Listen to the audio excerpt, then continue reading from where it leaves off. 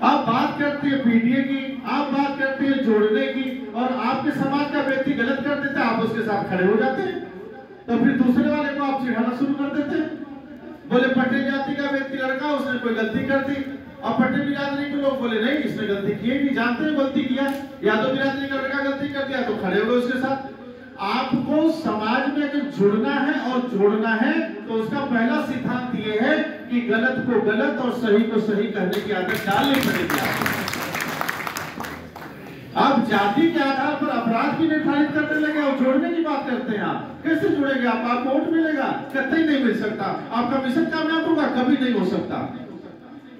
आप अपराध को भी, आप दुर्व्यवहार को भी जाति के आधार पर निर्धारित करने लगे। आप गलत को गलत और सही को सही कहने की हमारी पूर्वजों की परंपरा को आप भूल गए तो समाज में जुड़ने और जुड़ने की परंपरा भी खत्म हो गई। तो आपको सुधार यहां से करना पड़ेगा। सामाजिक सद्भाव गांव से बनेगा। कैसे बनेगा? जब गांव के लोगों को लगेगा कि हमारे गांव के लोग निष्पक्ष हैं, हमारे गांव के पंच निष्पक्ष हैं, हमारे गांव के नेता निष्पक्ष हैं, ये किसी का पक्ष नहीं लेते, सही को सही कहते हैं, गलत को गलत कहते हैं।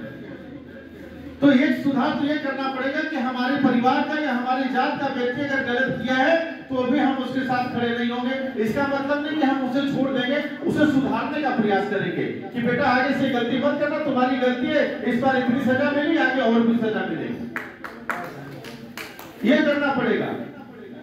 दूसरी चीज, हर गांव में कोई भी ऐसा गांव नहीं है, मैं बताता हूं, जहां से आपका वोट प्रभावित होता है। ये छोटे छोटे मुद्दे हैं जहां से आपका मिशन प्रभावित होता है। अब गांव में कोई ऐसा गांव बताइए, आप सब लोग गांव से हैं या शहर से, कहीं से भी हैं? कोई ऐसा गांव बताइए जहां रास्ते का झगड़ा ना हो।